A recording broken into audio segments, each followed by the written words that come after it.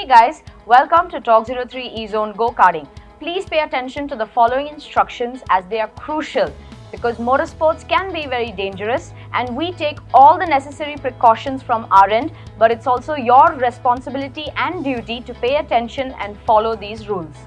Guests with long hair must and should tie up their hair tightly using a hairband.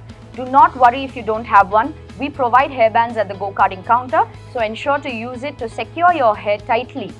Due to vibrations on the go-karting track while driving, loosely tied hair can come loose midway and get entangled in the moving parts of the go-kart.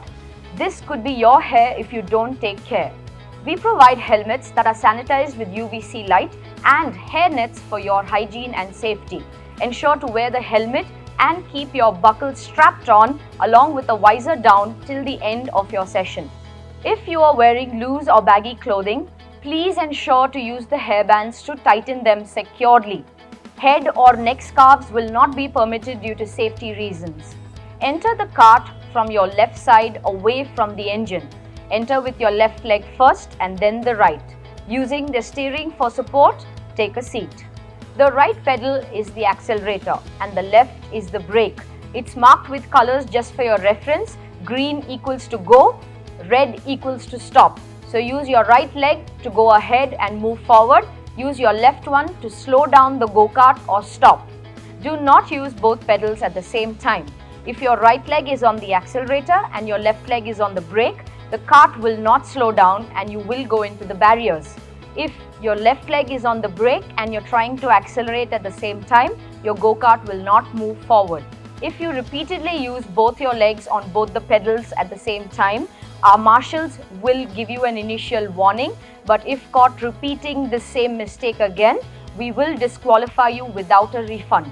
Be careful of this area. It's the silencer and it gets super hot, so it can burn you. Avoid the temptation to go too fast, especially into the corners. This is where it's most risky, and if you are too fast, you may lose control of the kart and the kart will drift around, causing accidents to yourself and others. Our marshals will disqualify you without a warning or a refund. If you ever feel unsure or have any doubts in the middle of your session, firstly, make sure you're not slowing down in the middle of the track. Move slightly towards the left. Take your right leg completely off the accelerator and use your left leg to jam the brakes. Raise your left arm and a marshal will assist you.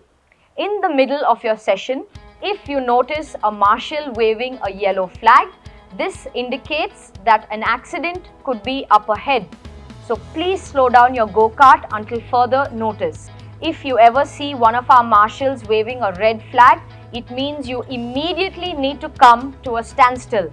So take your right leg off the accelerator and jam your left brake and stop the go-kart completely. Please remember, go-karts do not come with power steering. So at a slower speed, you need to use more energy to turn the steering right or left.